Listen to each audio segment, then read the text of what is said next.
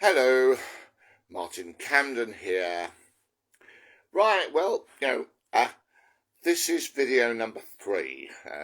I've had trial runs with videos for donkey's years, but I've never been totally satisfied. This is video number 3. The previous 2 videos in the last couple of days, pretty damn satisfied. So let's hope this trend continues. So here we go with video number 3. Now, I was thinking I should have a topic really, but I haven't got rounds to sitting down with a pen and paper and listing out some topics. So this is going to be a random, from the heart, from the mind, stream of consciousness. And a lot of water's gone under the bridge. Every day of my life, a lot of water goes under all my bridges. So, I virtually have something new to say every day. Video number 1, I talked about we're born innocent, spontaneous, and autonomous. Socialization pushes us underground. Our natural self-healing nature gets pushed underground by socialization, and we live our lives like moles in a tunnel looking for juicy worms. And if we find enough juicy worms, we stay alive. If we don't, we die.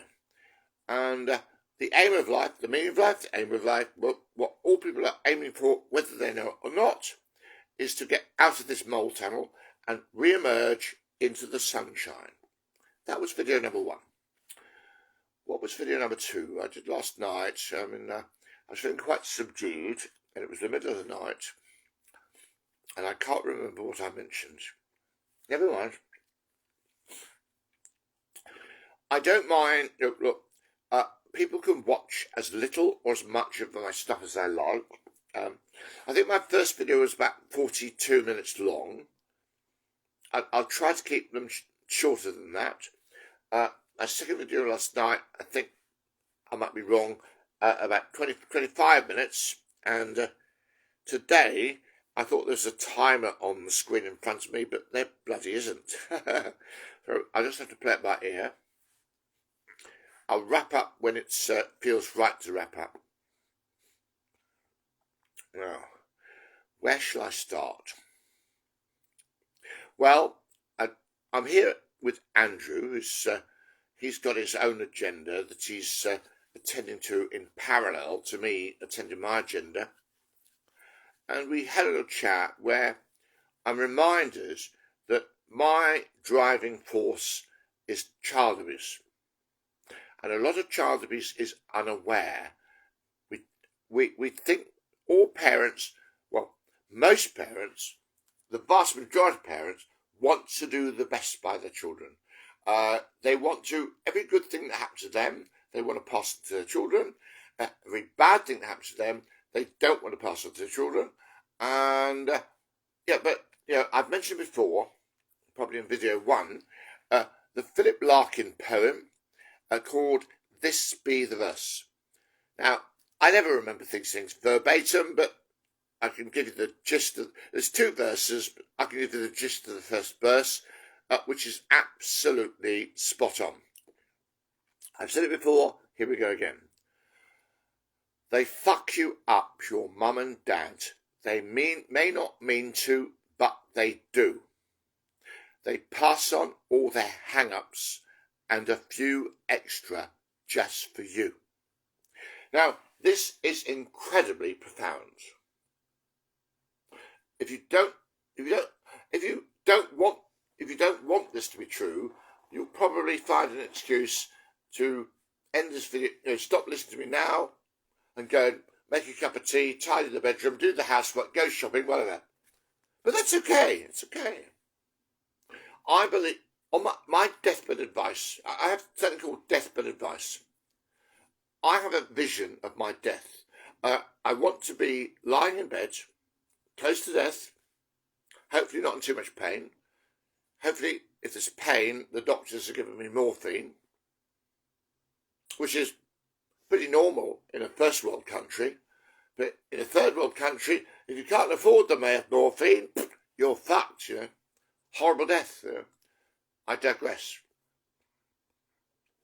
My deathbed scenario is I'm in bed, surrounded by those family members that have some positive feelings for me. I'm not quite sure which ones do and which ones don't. Oh, my brother. Sorry, John. I'm going to slag you off a bit. I'm overweight. I'm massively overweight. What Dr. Ross Johnson? Dr. Ross Rosenberg. Google him or YouTube him. Dr. Ross Rosenberg has written a book called The Human Magnet Syndrome, and it's about how people who suffer from narcissism, unhealthy narcissism, a term for that is malignant narcissists. Malignant narcissists and people like me are attracted to each other like a moth to a candle flame. And I think I'm the moth, I'm the moth, and the narcissist that I'm attracted to, well, she gets her fangs into me, vampire, fangs into my jugular, and bleeds me dry of life energy because she has no life energy of her own. This is getting a bit complicated. I should try and keep it simple. For people who are therapists, professional helpers, I can provide the complexity. I want to publicise my new email address. The gateway into my services from now on is through an email address, which hopefully is easy to remember. It is skydazzle1971@gmail.com. So the difficult might be the 71. Sky is up in the sky. Dazzle, Razzmatazz, Dazzle, Sky, Dazzle, and 1971@gmail.com. This is my new gateway. Now, at the moment, I have lots of time on my hands, virtually no clients. I've had some very interesting clients in the past. I've had an unemployed hostage negotiator who wants to get back into employment, and I helped him. Wonderful. I had a woman phone me up from Canada. In my publicity, I said, I've been to hell and back, and she phoned me up and said, very shyly, Martin, I'm in hell. Can you get me back? And within the first phone call with her lasted for 3 hours. And at the end of 3 hours, she said, Martin, do you know, I haven't laughed for umpteen years. You have, if you've done nothing more than make me laugh, this in itself is a miracle. So over the years, marketing people have said, Martin, don't market yourself as a panacea. Don't market yourself as all things to all men. Most people would just run a mile. But the people that don't run a mile are very, very special people. Very, very special cases. An unemployed hostage negotiator is, in my view, a very special kind of person. And a woman from Canada who's being, in a bit of a tangled web with her so-called husband and the so-called mental health system, and spiralling downwards. Bloody hell, poor girl. And she saw my advertising. I've been to hell and back, and there we are. We had a wonderful relationship. She didn't like my analytical style. So when people find analysis, intellectualism hard, I can switch to metaphor. Those people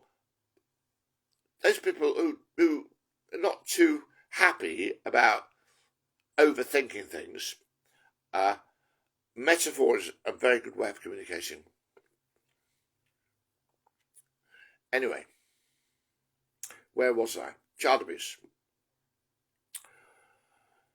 Yes, my journey started by wondering why, as a child, I was being abused, and saying, well, I'm small and powerless, and actually, my mother, who, actually, this happens. I think this happens. I have evidence this happens quite a lot. Actually, mothers damage their children unwittingly when they realise what damage they've done, they change tack and they become a great support to try and undo the damage they've done.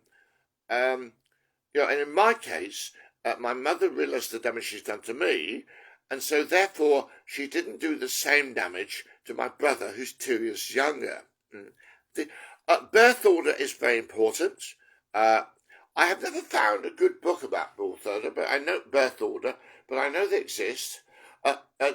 There's one set of dynamics that applies to an only child. There are pros and cons. There's another set of dynamics that applies to 2 children, and the 2 children might be same sex or different sex, and the girl might be older than the boy or vice versa. All these situations are similar but different. And then also with 2 children, if the 2 children are born a year apart, they act like twins. They love each other and they're twins. If they're born 2 or 3 years apart, you get sibling rivalry. Oh my God. And in my case, I was born in 56. My brother 2 years later. We're both Scorpio, all or nothing people. And my sister was born 8 years after that, in 66, and she was a Leo. And I was like a second father to my sister. My father was wonderful to me. I think he was less wonderful to my sister, but what my father gave to me, I gave to my sister. So when it came to having children of my own, I loved telling the story. And now, first of all, I slug off my brother, or have I slagged him off yet? Oh, no, okay, I won't slag him off. But my ex-wife who divorced me, I think for the wrong reason. I don't know. I do. When I developed bipolar, they say in sickness and health, but I refused the medication. And I think my wife, well, she'll correct me if she wants to, and she won't if she doesn't want to. I think my wife said, well, look, this marriage thing, I did not sign up for my husband to have an illness and refuse to take the medication. I forgive her. But, to me, that's a valid, some excuses are not valid. To me, if that's her thinking, I haven't checked it out with her. We have lost touch. She did say to me after the divorce, look, we don't really need to talk, except about our 3 sons. And she said, well, if you want to talk to me about our 3 sons, fine. Anything else, not fine. Again, pretty fair and reasonable. Although, when my middle son refused to talk to me, I consulted her and said, what should I do? And she said, well, just put up with it, he'll come round. Well, he did come round, but I didn't count the years. It took him about 8 years to come round. He didn't come round quickly. He sent me to Coventry for 8 fucking years. A father who was a brilliant father. I love my sons, they love me, and the divorce separations a loving father from the loving sons. Long story. Family justice are bloody corrupt. I'm going to say something really, really terrible, but no, I don't think YouTube will ban me for saying this. It's an exaggeration to say that family justice are run by women and they tend to be man-hating lesbians. Now, is YouTube going to delete my channel for saying such a thing? I'll give an example. They promised me that they would a social worker or something would witness me with my children to see what sort of relationship I had with my children, to find out whether I was a loving father or possibly a bit toxic, abusive. Do they promised that. It never happened. There were other things they promised, but okay, drop the man-hating lesbian bit, right? They are dysfunctional and not fit for purpose. And, in a nutshell, they're on the side of evil and not on the side of good, but okay, move on. So, child abuse. Oh, yes. Child abuse actually, my mother, she made some mistakes, and, the nature of this mistake, Okay, I'll tell you the nature of the mistakes. Now, this first thing is a bit of what I call an apocryphal story. It didn't actually happen precisely like this, but I have nutshelled this into a sort of narrative that gives the gist of what happened. Little Martin, 3-year-old Martin perhaps, verbal, I'd learned to talk a bit. Actually, boys in particular, they're fine until they learn to talk. When they learn to talk, they speak their truth. Nobody wants to hear their truth, and they get shat on like a ton of brick. Give an example of childish truth. My middle son, when he was about 3, walking down the road, there was a woman in the garden hanging out her washing, very overweight, and my little son said very loudly, "Daddy, why is that woman so fat?" Oh God, embarrassment. How do I teach him, without bullying him, how do I teach him that, well, actually, there's a sort of more diplomatic way of putting that? Well, you ask that sort of question in private, not in front of the lady in question. Whatever. So, this is childhood. Well, certainly young boys and honesty. Their honesty is not liked. Now, I don't know. Women, young girls, clearly suffer a different dynamic. But I'm male, so I understand the male perspective inside out after 65 years. And I've got to understand some women are more open than others, and I've had all sorts of relationship with women over the years, and some have revealed interesting stuff and others not, etc. Also, I watch MGTOW videos, and MGTOW men are like me, trying to figure out what the fuck is going wrong. There seems to be a war of the sexes. Men and women don't understand each other. What the fuck is going on? Well, until we work out what's going on, we're going to sort of take a back seat, and just look after ourselves and become happy bachelors. And if we get the occasional one-night stand, fine. But here's the dodgy bit: take your condoms with you. Use condoms. In case the woman sort of inseminates her with your sperm, and then takes you to the cleaners with the help of the government. Child support. I think child support should be banned. That is a complicated issue I will address at a future date. So, back to me and my mother.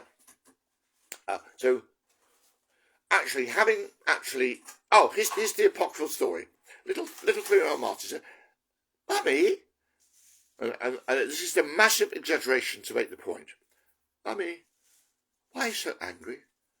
"I am not fucking angry, you dirty little turd."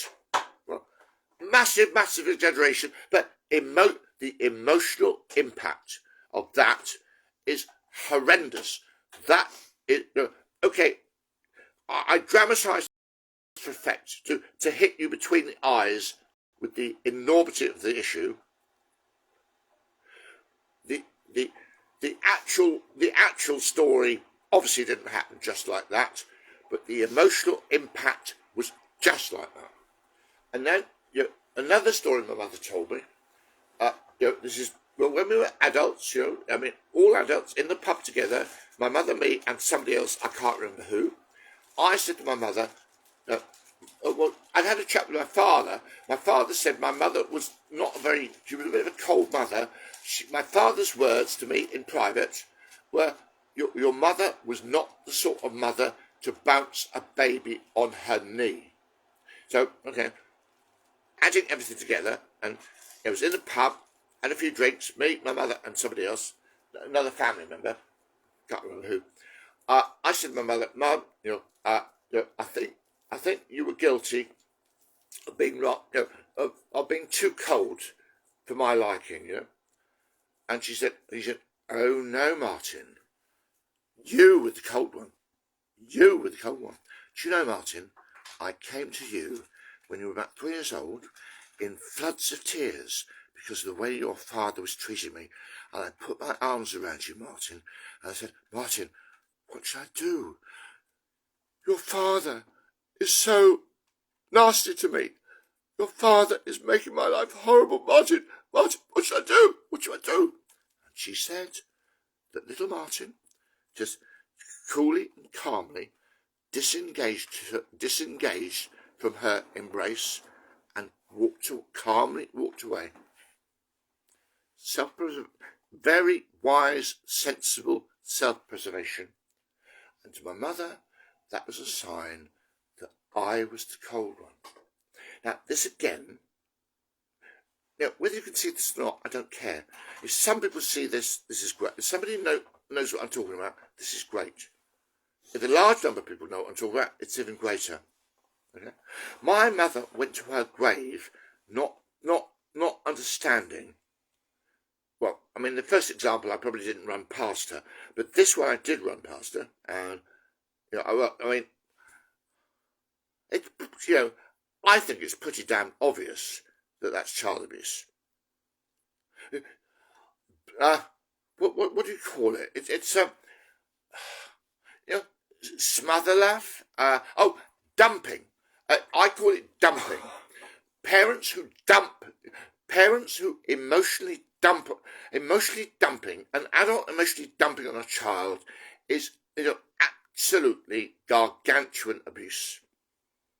And, my mother did that to me on at least 2 occasions. Anyway, that set me on a path of actually noticing what didn't work for me. If parents or relatives or anyone did something that didn't work for me, I may not have been able to fight back because I was small and I didn't have the necessary life skills, but I made a mental note. Then, I determined, well, I followed the conventional path of trying to be successful, career-wise and finance-wise, and buying a house. And I bought myself eventually, well, first of all, a house in Portsmouth, because it's nice and cheap down there. But then I moved to the Slough area, and I bought a nice, terraced house, quite modern, and it had an extension which made it into a superior property. And I was very happy with that property. It was in a cul-de-sac, but there was a pedestrian access at the bottom of the cul-de-sac, so there was constant flow of people. So, and I had a thing about I temporarily lost connection there, but it's come back. I had a thing about eyesight. In fact, I saw, in my teenage years, I saw a film. I don't know the name of the film. At the beginning of the film, there was this guy with glasses in it was a foggy day, and the criminal guy, the bad guy, sort of knocked this man over. His glasses fell on the floor, and he crushed his glasses under his heel. And I almost cried. I mean, if you're dependent on glasses, hearing aid, whatever, and some bastard crushes this thing you depend on to lead a normal life, some bastard crushes that under his heel. For some reason, maybe that wouldn't affect everyone, emotionally, but it really affected me. In fact, there's something called, in the psychological jargon, there's something called an HSP, a highly sensitive person. And it's these highly sensitive people that tend to have the roughest ride through life. So I'm like that, and my cousin Sophie is like that too. But I have transcended my problems eventually. It took me 65 years, but I haven't heard anything about cousin Sophie for a number of years now. She's had a bit of a rotten time, and she's disappeared off my radar completely. So, yes. So, childhood abuse. My mother and I were. I was a bit of a lone. I was autistic. I didn't know I was autistic. Nobody knew I was autistic. But some of the teachers, actually, the sunshine is making me look. That's better. I pulled the curtain. I didn't know I was autistic, but mind you, there were indicators. In my 3rd year school report, the head of the 3rd year wrote in my notes, and I remember this virtually verbatim. He said, Martin walks around the school with an aura of stupidity, and his stupidity goes as far as him insisting that he leaves his briefcase in my classroom. And I thought, well, how is that useful? How is that useful feedback? And you know, I don't think my parents found that useful either. You know, we just wrote it off as sort of like head of the psychobabble. It certainly wasn't useful. Anyway, I wasn't diagnosed with autism, high-functioning autism, Asperger's syndrome, until the age of 42. But you see, when childhood problems remain unresolved, then eventually life events kick in and you become so-called mentally ill. And some people have really strange problems and don't get on the psychiatric radar. Others get on the psychiatric radar. Some people get on the psychiatric radar for all the wrong reasons. You know, they don't need psychiatric help at all. And yet, well, you know, somebody somewhere say, "Oh, my husband is ill. Please, Mr. Psychiatrist, sort him out." Or the other way round. You know, please, Mr. Psychiatrist, my wife is ill. Sort her out, please. Oh my God, this husband shopping wives and wives shopping husbands. Bloody hell. Now, I got on the psychic radar. I think it's quite a funny story, actually.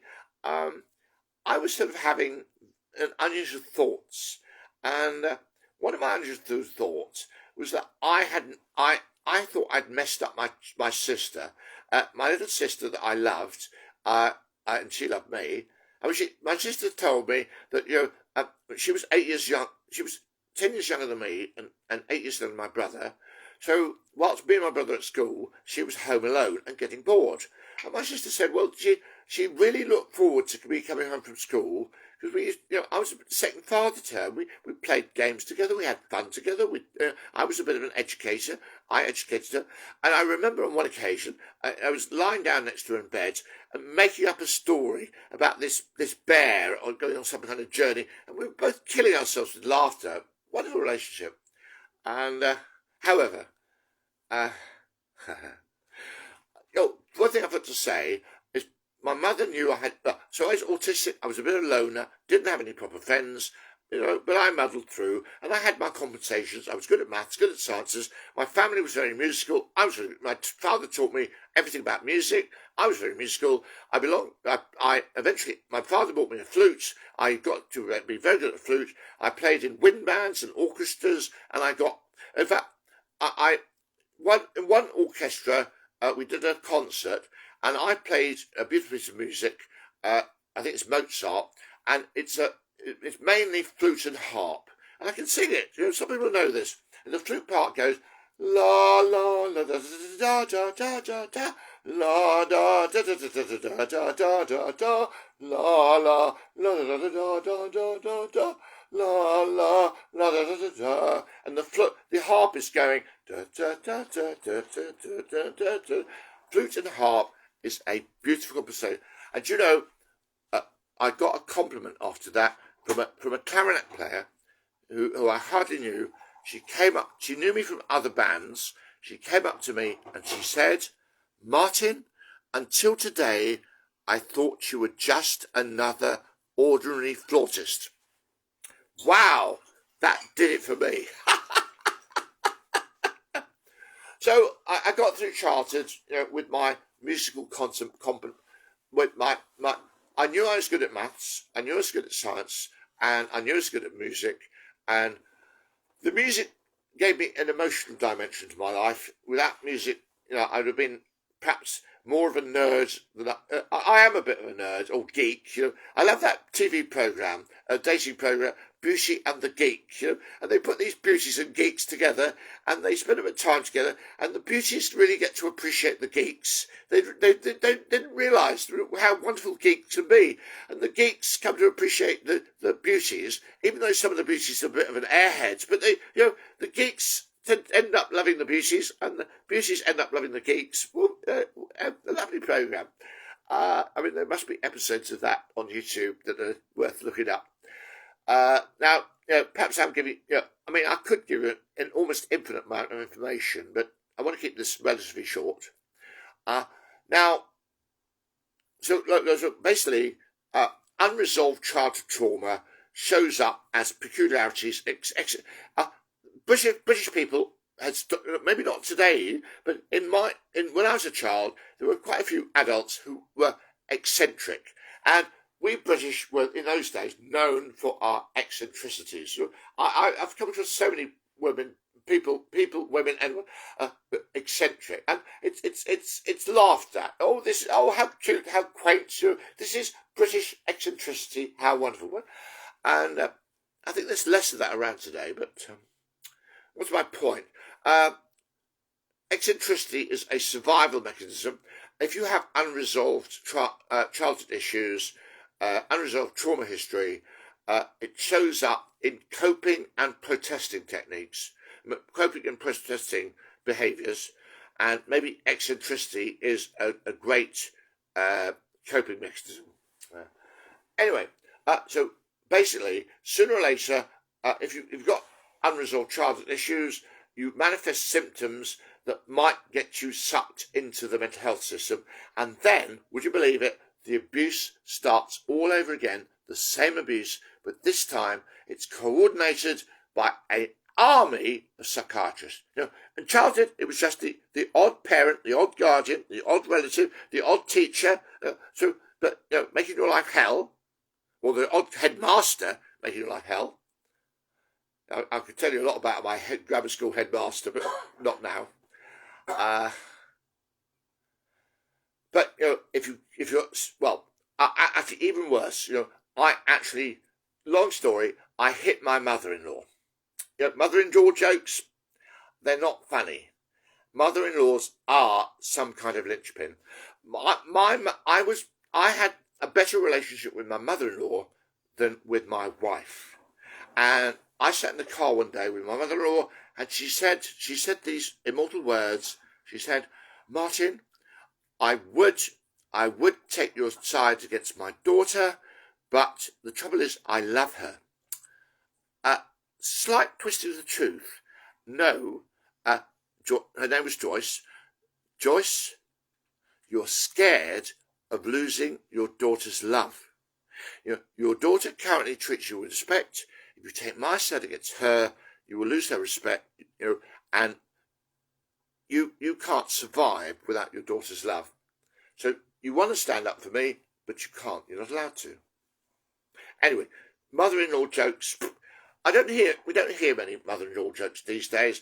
Perhaps it's frowned on as politically incorrect. Perhaps it's frowned on as misogyny, whatever. Anyway, I'm trying to give the bare bones, not too much, but not too little. So problems that if childhood trauma is unresolved, then it can manifest later in life problematically and turn you into a loner. I mean, Robbie Williams, before he killed himself, said there is nothing worse than being lonely in a crowd, etc. Now, I guess he didn't end up on a psychiatric radar. Now, when I hit my mother-in-law, now here is something interesting that a lot of people don't know. If you commit a criminal act, especially ABH, I was prosecuted for ABH. If you commit a criminal act whilst deemed to be mentally unwell, in an altered state of consciousness, you go into a system called forensic psychiatry. There's ordinary psychiatry, and then there's this, for sort of criminals, forensic psychiatry. And once you're in forensic psychiatry, especially got bipolar, which is what they told me I had, they think, well, the next time that Martin has a bipolar relapse, he might actually kill someone. So from that moment on, you are, everything, the whole system conspires to say you are a potential murderer. We have to keep an eye on you and use chemicals to sedate you, whatever, to fuck with your emotions, because if you have a relapse, the next time you could kill somebody, and if you kill somebody, we psychiatrists will have to carry the can. Right, now, I want to go back to my mother. Having realised her mistake, perhaps. Oh, I will tell you one more thing about my mother. Again, it didn't happen exactly like this, but actually, this is how it is in my mind. And how it is in your mind is not necessarily true. Bear that in mind. There's false memory syndrome, there's all sorts of shit. Just because you believe something doesn't mean it's true, okay? Right. But this is the narrative which I have failed to challenge over the years. My mother came to me, metaphorically, somehow, I don't know the specific, she said, Martin, now look, me and your father are not getting on. Now, I think, you need to take sides. Now, look, now, if I ask you to choose between me and your father, who are you going to choose? Come on, I want the truth. Who are you going to choose? And little Martin said, there's a concept in transactional analysis of the little professor. And little Professor Martin said, Mother, I actually love both of you. You're asking me to choose. Because you're asking me to choose, I choose my father.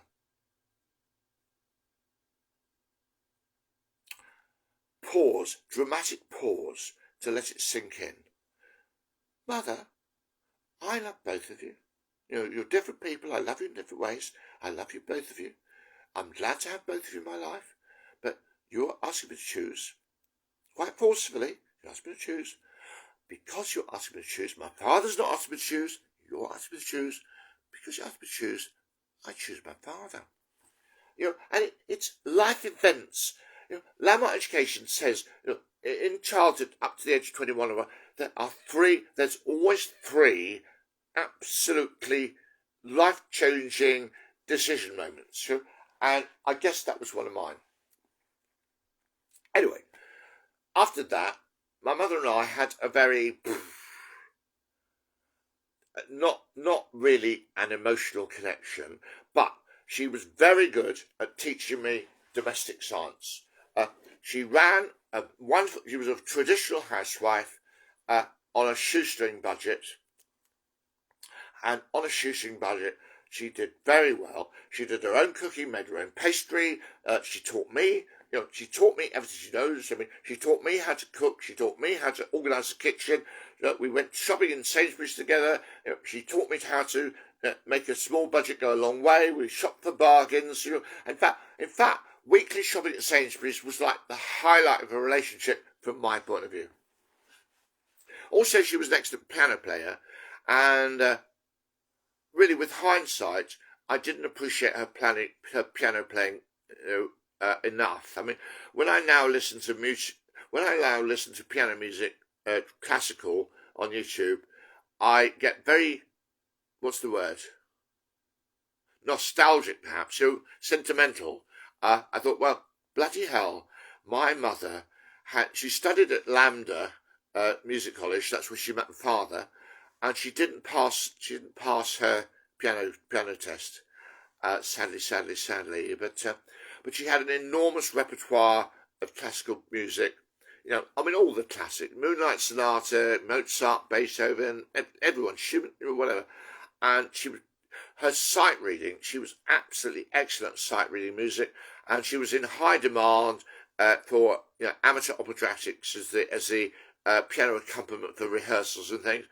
And I regret not being more appreciative. I mean, I was appreciative when I was doing my own thing alone or with my brother or whatever. My mother in the background playing beautiful music.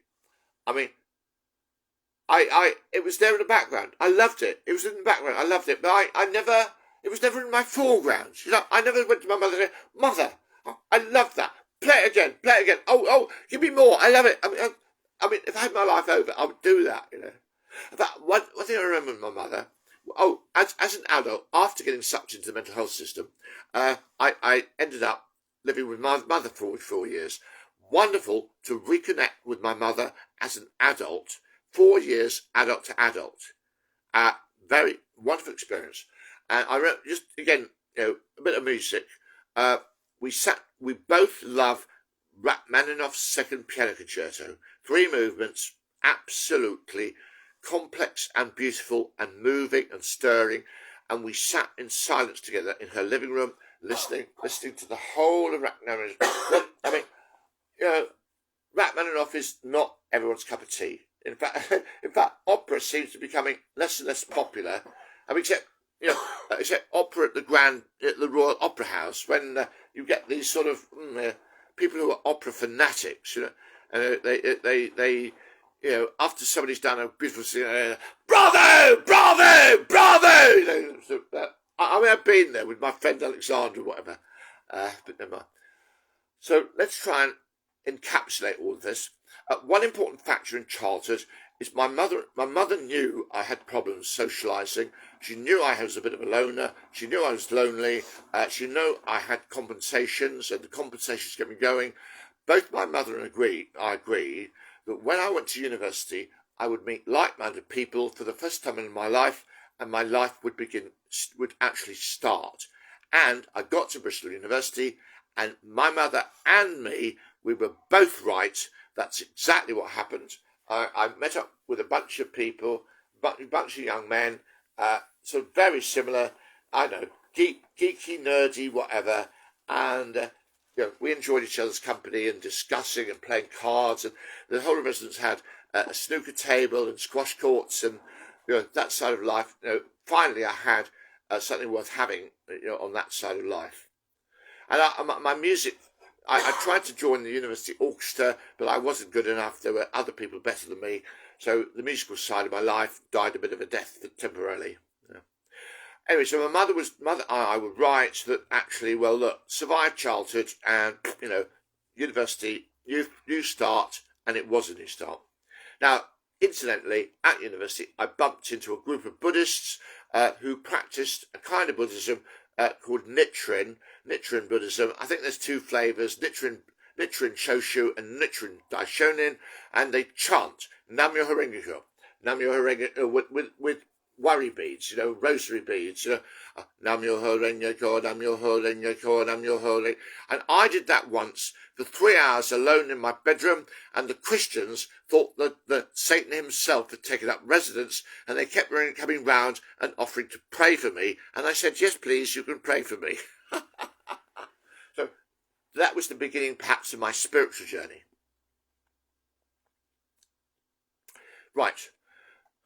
What else? Right. Long story. With my wife, we both wanted to settle down and have a family. We did that. We cooperated really well with the nest building. We both wanted to build a wonderful nest, have a family. On the nest building, we did a fantastic job.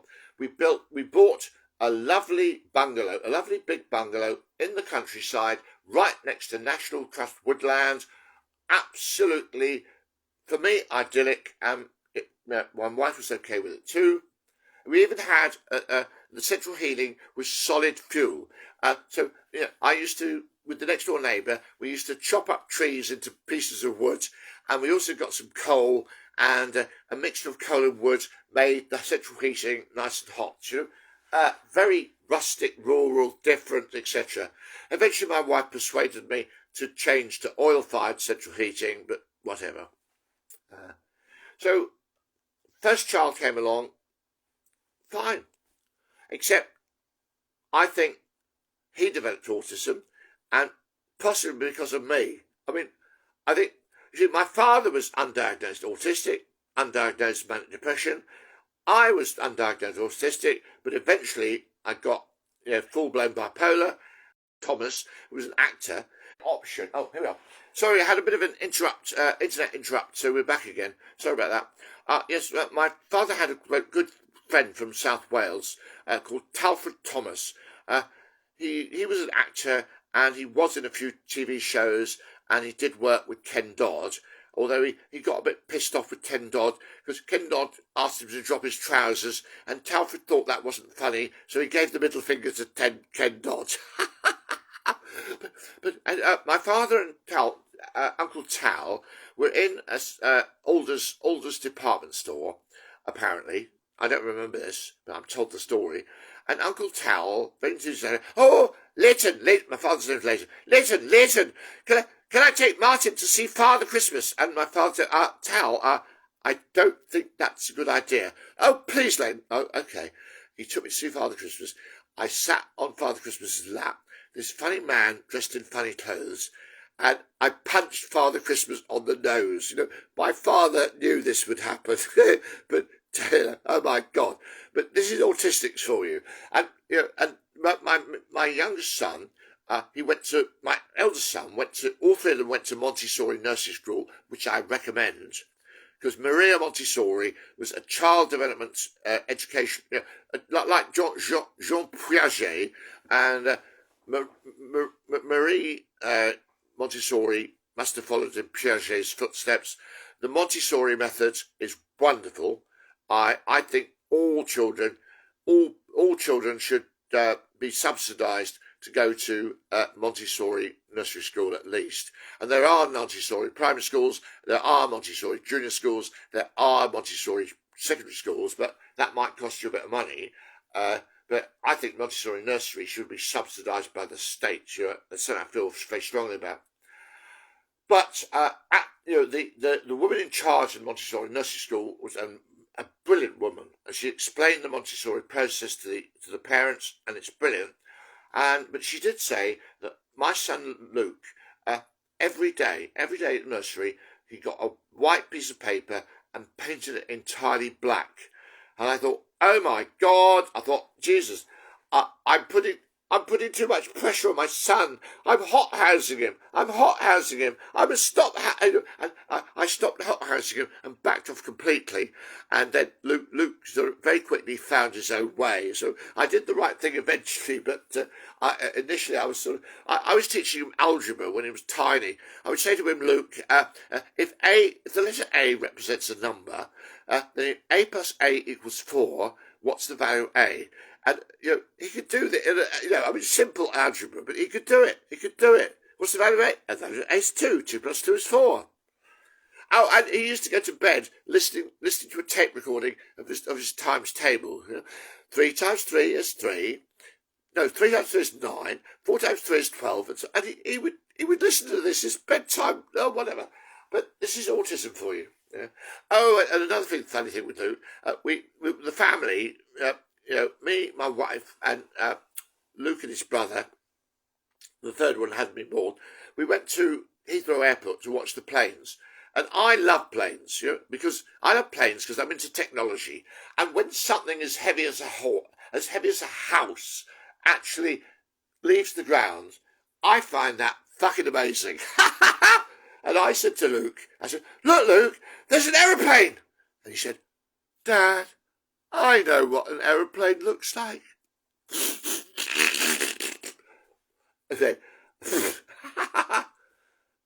Funny but not funny, whatever. Anyway, in my day, autism was not routinely looked for. These days, autism is routinely looked for, and parents get a lot of valuable support. But in my day, I knew I was different, but I felt I had no choice but to struggle through and try and be normal and try and fit into a normal system as best I could. And there's an upside and a downside to that, etc. And this autism is very interesting. Even as an adult, I had problems with normal social behaviour right up until beyond the age of 30. For example, if somebody asked me how I was, I thought they really wanted to know. I didn't know. How are you? Oh, fine. Well, how are you? I'm fine too. Okay. Well, I'm in a bit of a rush. Well, nice to bump into you. Fine. I'm off now. See you later. Have a nice day. Social niceties. Autistics don't do small talk. They don't know what is the value in small talk. Small talk is the grease that oils the wheels, and we don't understand that. And people would say, "How are you?" and I would answer at length. And I'd watch them getting more and more bored, and say, "Well, first of all, why are they getting bored? And secondly, well, now I've dug myself into a hole. How do I dig myself out of this?" And having no idea how to get back to normal. Some people were very tolerant, and some people thought I was a pain in the arse, But my high functioning meant I got good jobs in the computer industry and to good money, good lifestyle, etc. Up to a point. And another thing is, I lived in a shared house at one point with a couple of sandwich students, and this sandwich student called Malcolm would give me a lift to work when I went to IBM. We both worked at IBM. And when I got out of the car at the other end, I said nothing. And, Malcolm taught me manners. He said, Martin, I've given you a lift. You're supposed to say thank you. And I thought, duh. If I gave somebody a lift, I wouldn't need them to say thank you. Why does he need me to say thank you? I wouldn't, I'm offering a lift out of the goodness of my heart. I've chosen to give it a lift. It's my decision, my choice. Why would I want to be thanked for it? Autistic thinking. I could go on, but I won't. Now, yeah, me getting sucked into the psychiatric system. My marriage was going downhill. I tried to save it, and the stress of trying to save my marriage and with failing about it, converted my autism into bipolar. I believe this quite strongly. Undiagnosed autism becomes bipolar. There's a guy called Dr. Bob Johnson who believes he said, what causes problems is marital distress. And he's got a remedy called verbal physiotherapy. Anyway, I don't know that Dr. Bob Johnson's going to be around much longer, but whatever. The South London psychiatry system, people like Bob Johnson, they banned him.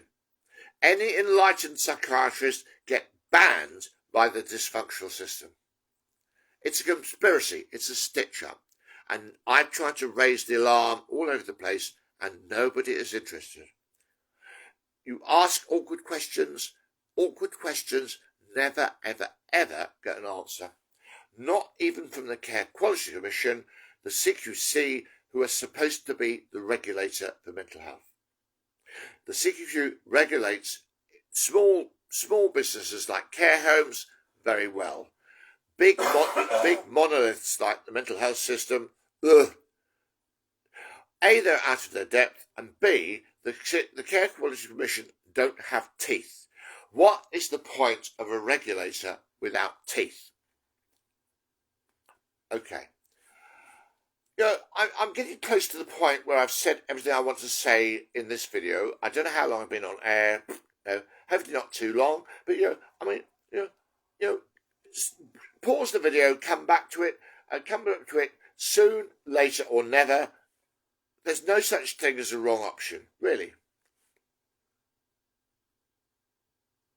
It's healthy to believe there's no such thing as a wrong option.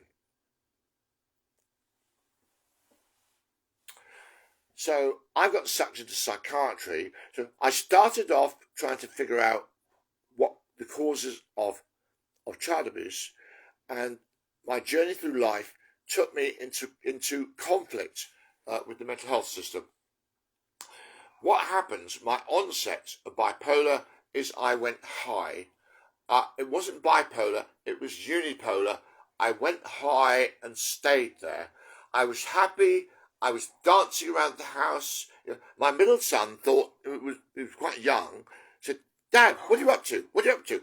And I played it again. I didn't know what to do. So I said, Glenn, I said, look, if I start being weird, just say, Dad, stop it, Dad.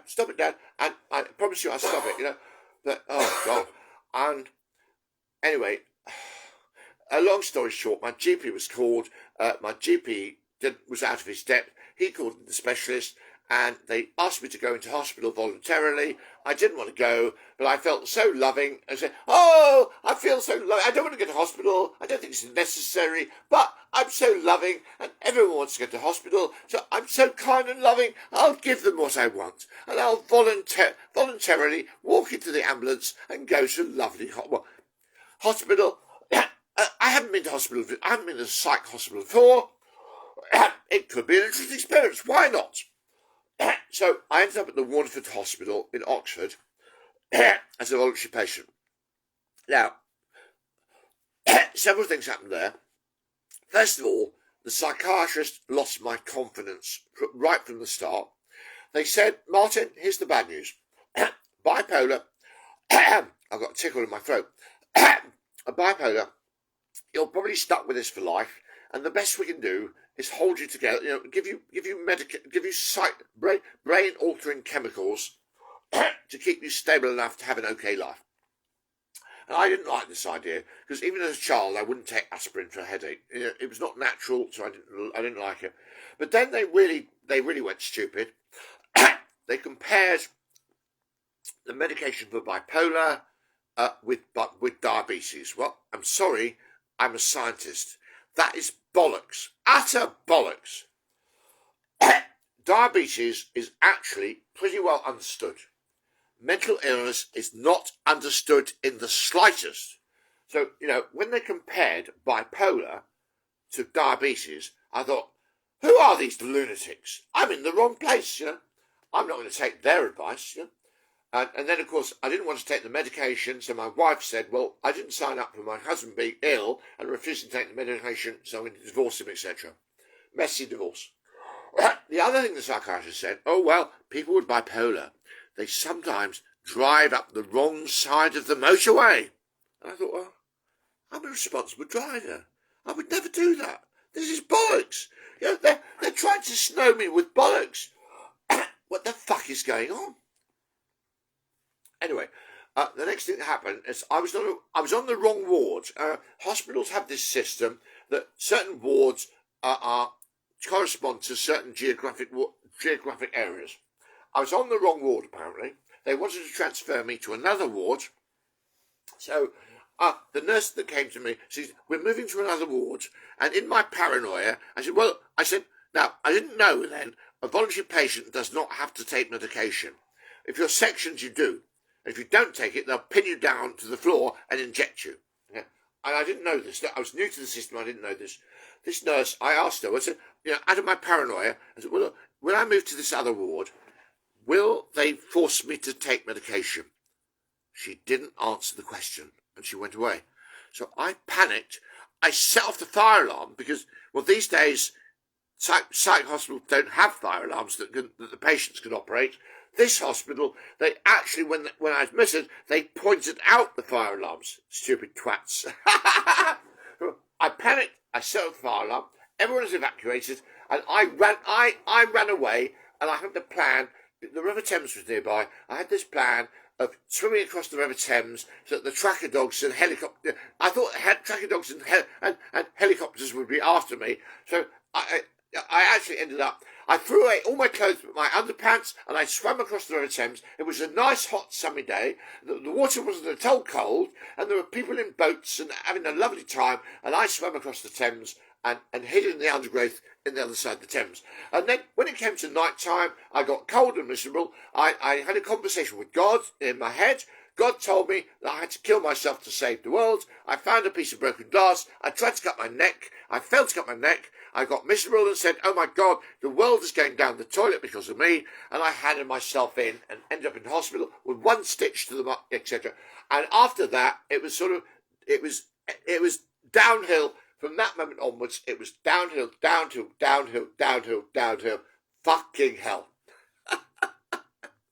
So I now have, and being a sort of curious person with counselling skills, psychology skills, and life coaching skills, etc., I ask questions of doctors, nurses, occupational therapists, patients, domestic staff. I mean, I actually analysed this situation from. It was like one flew over the cuckoo's nest.